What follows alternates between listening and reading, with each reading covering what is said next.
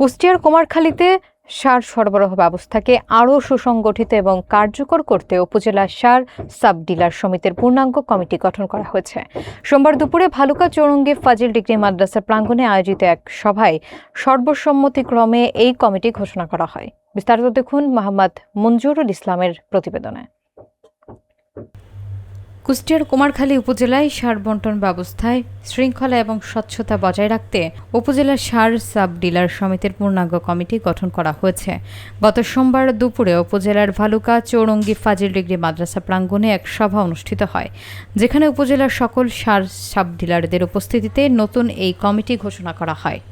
নবগঠিত এই কমিটিতে সভাপতি হিসেবে নির্বাচিত হয়েছেন বাগুলাট ইউনিয়নের সাবেক বিএনপি সাধারণ সম্পাদক মোহাম্মদ আলী এবং সাধারণ সম্পাদক হিসেবে দায়িত্ব পেয়েছেন মোহাম্মদ সাইদুল ইসলাম।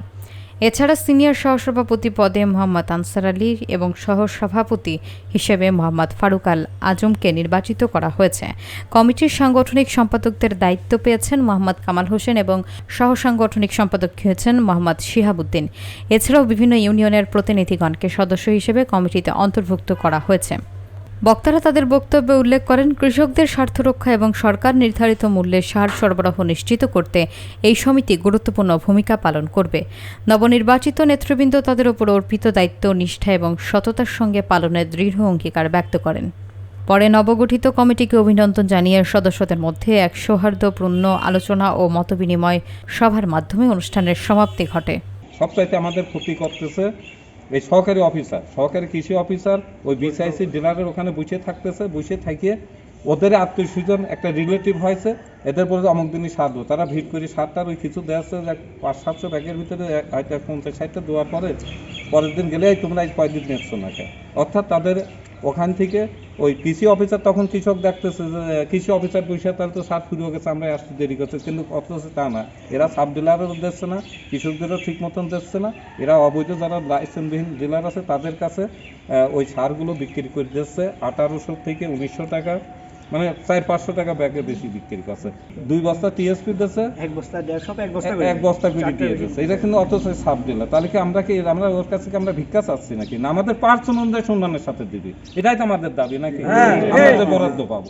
চুরি করতেছে বিসিআইসি ডিলাররা, অবৈধদের কাছে বিক্রি করতেছে, আর ও দোষ নিচ্ছি আমরা। তাই আমরা এই সার সমিতি, আমরা সাব ডিলার সাব সমিতি, আমাদেরও অ্যাসোসিয়েশন আছে, আমরা এটা ঢাকা হাইকোর্টে রিট করেছি।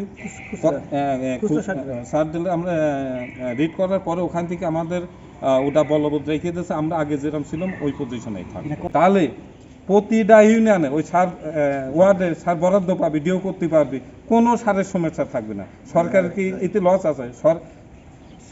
ওয়ার্ডে যা কৃষকরা সার নেবে, আর জেলায় গোডাউন আছে, ডিও করবো, আমার এখানে সার আসবে, যতটুকু আসবে ততটুকু কৃষকরা সার মানে বস্তা ধরে যে যা দরকার, কারণ ওই সারই তো আসতেছে, ওই সারটা কি হচ্ছে কালো বাজারে করতেছে বিসিআইসি ডিলার। আর যখন আমরা সরাসরি আমরা ডিও করতে পারবো, তখন কোনো জায়গায় সারের সমস্যা থাকবে না। ওনারা বলছে বিসিআইসিরা যে আমরা তারা সার দিই, কিন্তু খুচরা সার ডিলাররা বেশি দামে বেচতেছে। ওরা কি কোনো আমাদের এই কুষ্টিয়া জেলার খুচরা সার ডিলারদের কোনো একটা ডিলারকে দেখাতে পারবে এই মেমো দিয়ে যে অমুক ডিলারকে আমরা সরকারি রেট দিচ্ছি, সেটা নিয়ে যা বেশি দামে বেচতে, এরকম প্রমাণ দেখাতে পারবে? কারো কাছে দেশে দেখাতে পারবে না। আমাদের কথা এটা, আমাদের সরকার যে রেটে আমাদের সারটা দিতে বলছে, আমাদের মেমো সহকারে আমাদের দিক, আমরা কৃষকদের চাহিদা মিটাবো। আমাদের ওই কৃষক যদি বলে যে না ওরা কম, আমরা বেশি দামে পাই, তখন আমরা এটা মানিয়ে নেবো।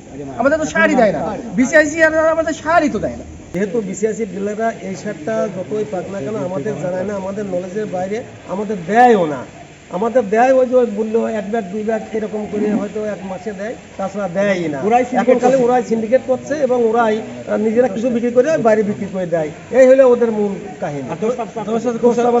আমার সাব ডিলারদের